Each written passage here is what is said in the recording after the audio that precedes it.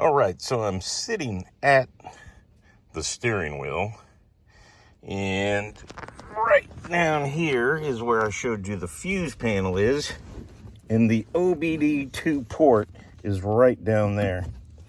So I don't know if you can see it. Hopefully you can see it. That white thing right there, that is the OBD2 port. So if at any point in time you would like to hook a reader up to see if you got any codes, or if you have a faulty a sensor or something, you can go hook it up, have the AutoZone guys or O'Reilly's or whatever, they can hook their machine up, or you can buy one and you can check your own system for codes. So there you go. There you go. Hopefully that helps you out. It's simple, short, and sweet, but that's where the OBD2 port is.